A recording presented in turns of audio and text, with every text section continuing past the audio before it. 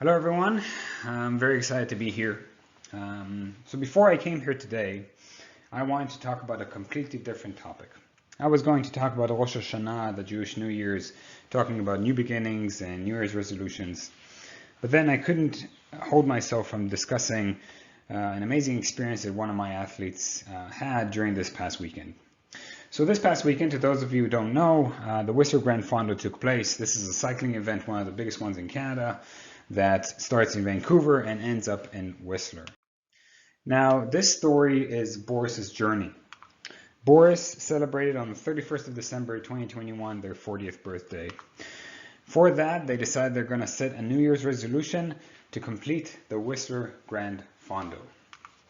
So their first decision, fortunately for me, was to get a coach. They contacted me around January, and I think that we didn't really start working together until March of 2022. During that time, they came into the laboratory, to my studio, where I test individuals to detect how good they are, where their level is at, what they're really made of physiologically, and then provide them with a clear outline of the steps they need to take to whatever goal they want to achieve. So what we saw was a 40-year-old male who was untrained, overweight, with no riding experience whatsoever. The objective that they had was to complete the Whistler Grand Fondo, which is 122 kilometers in length, over 2,000 meters of climbing, with 7,000 riders surrounding them throughout the course. Not only that, but we had 6 months to get to that goal. First step, we had to identify Boris's lower threshold. Now, the reason why we wanted to detect the lower threshold is because this is where the magic happens. Most places and most training programs look for the upper threshold, the places where things really get hard, the red line. But truthfully, physiologically speaking, our body thrives in what we define as the green zone, the light intensity domain. This domain is a place where our body can utilize the oxygen that comes to it in the most efficient way. It can sustain that intensity for long durations of time, but the best thing about it is it clears space for high quality, high intensity workouts to happen. If you don't do this, what ends up happening is you get caught up in the middle, in no man's land, in a place where progression is very limited and the return on investment is very low. The next step that I had to do was to teach Boris how to recover. This was crucial, and it came on the first rest day, just 1 week after we started to train. Following that rest day on the Monday, I chatted with Boris and I asked him how he was feeling. And his response was, I am exhausted. And I was surprised. I asked him, why are you so exhausted? You had a rest day the day before. And he said, yes, I know, but the rest day, during the rest day, I didn't ride the bike. What I did instead was I rode the bicycle with my son. We went shopping. I took him to the playground and so on and so forth. And he spent all day on his feet running around. So even though he didn't do a designated workout or a prescribed workout, he did do a lot of activities, and that took a big toll. So even though he had a recovery day assigned, he wasn't actually recovering. And so I had to teach him about recovery, and I had to teach him about the difference between doing specific workouts and then looking at the total work that you do throughout the day and the importance of that with regards to performance.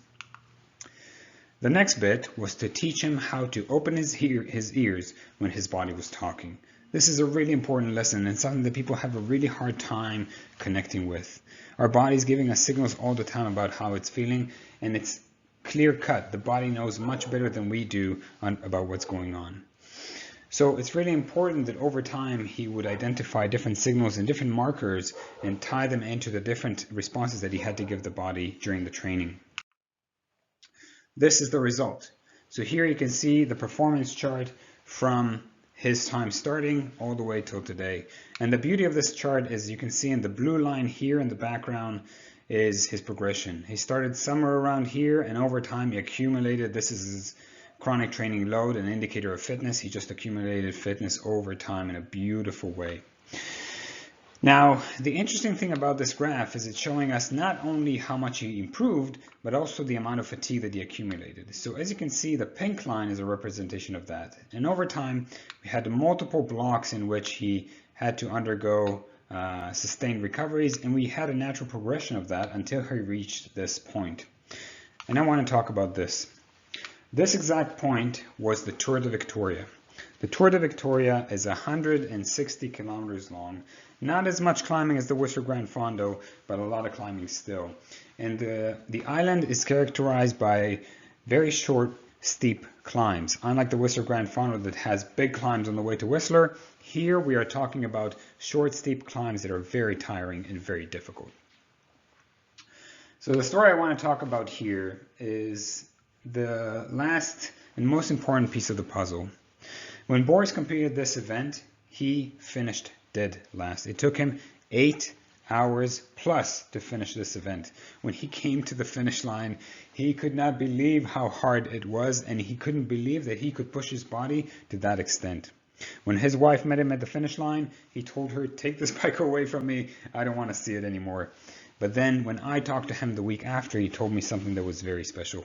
He said, "Listen, don't tell this to my wife, but when I crossed that finish line and after I gave my bike to my wife, the only thought that I had in my head wasn't that how much I didn't like it, but rather how much I want to come back and do this even better." Which brings me to my next point. When we set our goals, we don't need to tell ourselves what we want to achieve, but rather we want to ask ourselves how far we are willing to go. This is a big difference, because when we set when we set our expectations really high and we set them at the top of the mountain, we go to the base of the mountain and we can't even see what we set. So now every time we're going to meet an obstacle, we can't really see the objective. So what's going to keep us from giving up? If you ask yourself how far you're willing to go, when you hit that obstacle, you will find a way to go past it or around it, because you're just curious to see how far you can go. You're not going to let some obstacle get in your way and stop that curiosity from happening. It's that curiosity that's going to fuel the drive. It's going to fuel you to keep on pushing and keep on working. And even though you're going to push yourself beyond your limits, you're still going to become curious to see how far you can continue to push yourself with a bit more training and more dedication. So his journey concluded in the Whistler Grand Fondo, and his journey was incredible. But before I tell you about the journey, I asked Boris this Monday or Tuesday if he had to go back and start this whole journey again, would he do it? And his response was absolutely 100% no problem, which is a true testament of what I was describing earlier. If you want to be a high performer, it doesn't mean you need to perform at a high level every single time. It just means you need to find your own rhythm. You need to identify the zones, and you need to stick to the green zone way more than you stick to the red zone. It's really important, because in that sense, if you can ask yourself that question after a long period of time of doing this, and your response is like, "Boris, I can do this again, no problem," you're probably on the right path. So the Fondo concluded, and he finished it in 6 hours, 1 minute, and 22 seconds. His moving time was even less than that. It was 5 hours and 30 minutes. An impressive result for someone who only rode a bicycle for 6 months. He lost 20 pounds in the process. But the beautiful thing was that because this training program wasn't too cumbersome, it wasn't too difficult to complete, and it didn't take too much time out of his day, he actually increased his energy levels. He was able to spend more time with his family and became a better dad as a result. And the nice thing is, the beautiful bonus, he got a higher position in a bigger company within a few months of starting the program. The thing that I was most proud of is not just his achievement, but how excited he was about the future after completing this journey. After talking to him this past week, he cannot be more excited to see what next year holds. And he's already looking to start to sign up for all the races that we have on the calendar starting in March. So what does this mean for you? Well, the first step is really to try and identify your limits and really focusing on the lower limit, not just the top one. The next bit is you want to learn how to recover. Have a deep appreciation to that quiet time to just disconnect and give your body the time it needs to fully adapt. Lastly, I want you to open your ears when your body is talking. This is so crucial. We have completely disconnected from our own bodies and can't even listen to what it's telling us. But it holds all the cards. It knows best what it needs at any given moment. So all we need to do is just keep quiet when it's talking and let it do the talking, and it will teach you so much about what you can do. And it's an impressive tool once you know how to use it. The last thing, absolutely last thing, is don't set expectations, but rather get excited about the journey, your journey. Thank you very much.